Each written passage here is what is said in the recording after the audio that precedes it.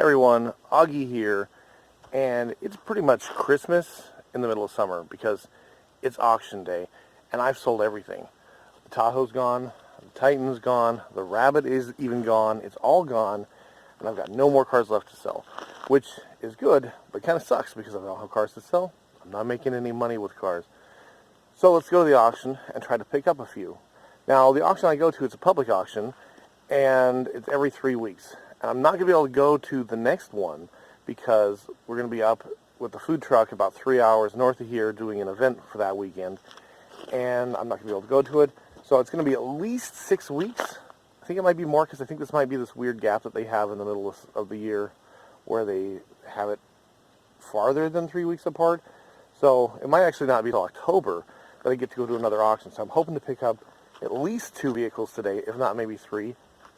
We'll have to wait and see. So I'm getting ready to go. We've got the tow pig all hooked up. That's my tow pig. It's a 97 Ford E150 Explorer conversion van. I use that if everything else I have is gone and I have no other vehicle that can tow a trailer. It's old, it runs like crap, but it gets the job done. So we're going to be taking that with the car trailer to go pick something up. Hopefully we get something good. I've also got my mom's 2002, I think, Mitsubishi Diamante that caught on fire. Some kind of an electrical problem. I'm going to be looking at that for her too. So anyway, that's what's going on here. Got the RV still behind me. Still working on that. I'll take you on a tour of that in a little bit. But anyway, let's go to the auction and pick up some cars. Alright, we are back from the auction. This is the next day. I wasn't able to take you. I've tried filming before and it's kind of difficult. But we did end up buying 3 vehicles. Everything was going kind of high, so I didn't get super deals, but we should be able to make some money on these cars. So let's go take a look at what we got. First off, we got this. This is the one that I probably paid a little more for than I would have liked. It was $3 grand. It is an '09 Buick, what is this thing, an Enclave? Yeah, it's an Enclave. But they tend to sell pretty good around here. So, and it looks like it's in really good condition. I mean, there's hardly any blemishes. Tires are like almost new. The interior looks pretty nice.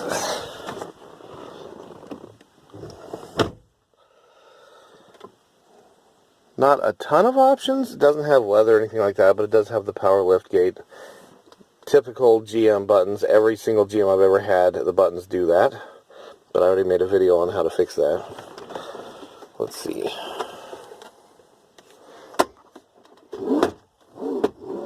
kind of neat.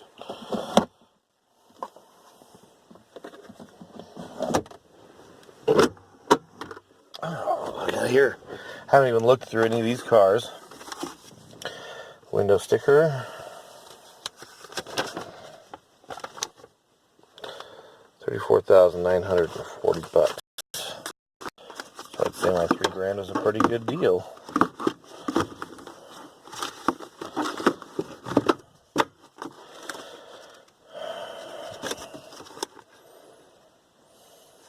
What do we got here? Gotta love receipts. Receipts. So brake work. Yep, brake work. $350 worth of brake work. When was that? 2015. A couple years ago. What do we got here? O2 sensor.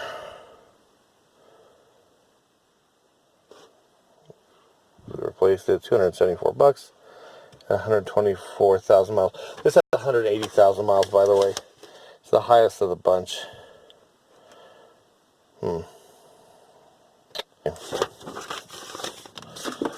What is this?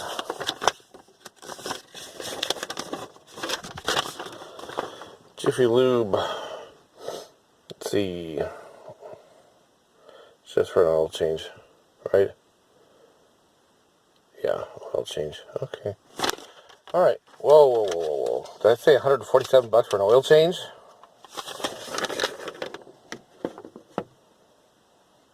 What? Trans fluid exchange conversion. That costs $147. Wow. Okay, anyway. So, unfortunately, it's not the all-wheel drive model. But even so, it's still pretty nice.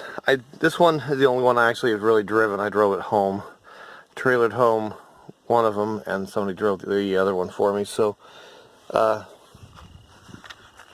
anyway, yeah, I actually like it. It's pretty comfortable. Well, this is a power lift gate, but it's not working right now, or maybe I have it locked. But anyway, yeah, so that one's nice. The next one is this bad boy right here. This is an 05 BMW 640 Ci.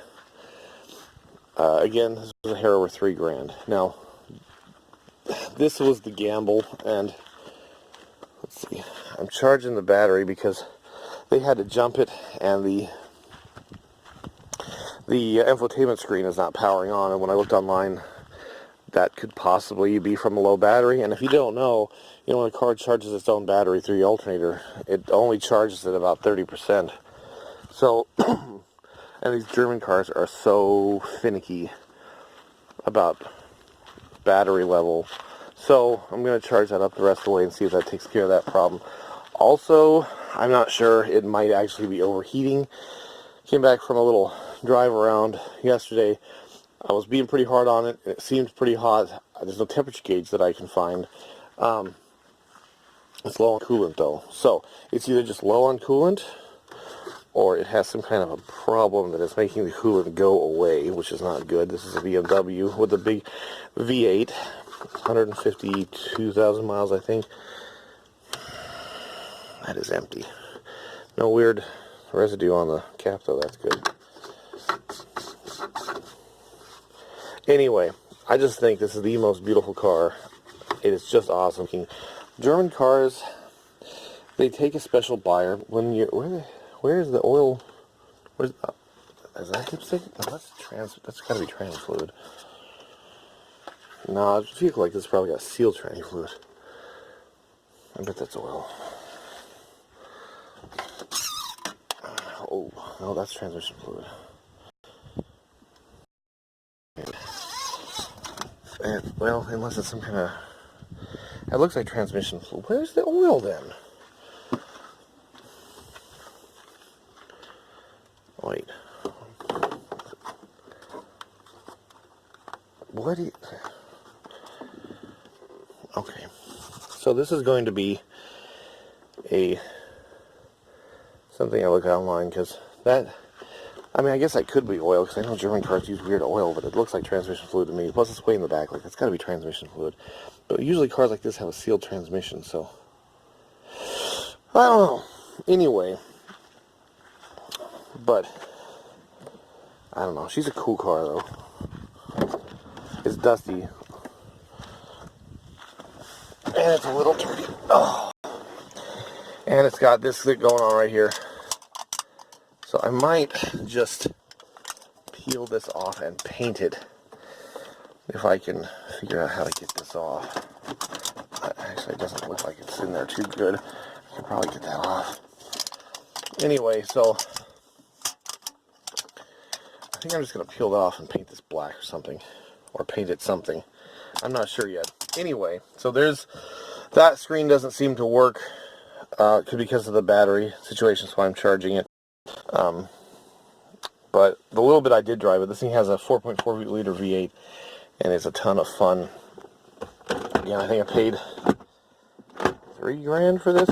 No, maybe a little more. I'm gonna like three. But Blue Book's for $10,000, and the cheapest one I could find was $9,000. So I'm thinking, even if it has a few problems, and I put it at around $6,000, somebody's still getting a good deal. I mean, it just looks so darn good. And it's dusty now. When I got it, though, it looked great. Huge sunroof. And this thing... Oh, the key's not in it. The screen is power operated, but the sunroof doesn't actually open, it just tilts because it's too big. Anyway, I love this car, and I'm hoping it doesn't have any major problems because I really want it for a little while before I sell it. And my best deal was probably this guy right here. This is an 09 F-150, 140,000 miles. I paid $6,000 for it. It's relatively bare bones compared to some. My brother-in-law has the exact same truck, but it actually has a lot of options. But they got that brand new, and I think they paid like $30,000 for it. Tires are excellent, excellent tires, and it's in really good shape. There are some scratches, but not a lot. It's got the tonneau cover on it, bed liner.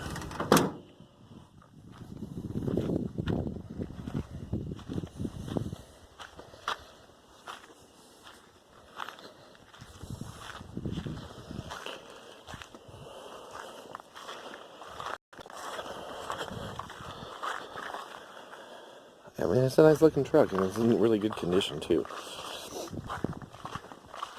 The only problem with it is this door. Pops at the top, but not at the bottom. Spent some time looking on the forums, on some forums yesterday, and there's usually, they say, a cable that snaps in there. So the challenge is to get the door panel off with it closed and to fix that cable. But once that's fixed, everything else works fine. I mean, again, it's fairly bare bones. It's not, it doesn't have a bunch of bells and whistles. I mean, like my brother-in-law's has a little screen in there instead of that. And, you know, an infotainment screen and all that kind of stuff. But it's still, again, I think it's probably an $8 or $9, okay, I think it's at least a $9,000 or $10,000 truck. I've not seen another one from this generation, especially with these miles, for less than 10. If it had all the options, it'd be closer to 15 or so, but I think it's a pretty good truck. Anyway, so I will try to make some videos, maybe showing some of the detailing process, although honestly there's not a lot of detailing. The Buick needs very little, maybe a little bit on the seats.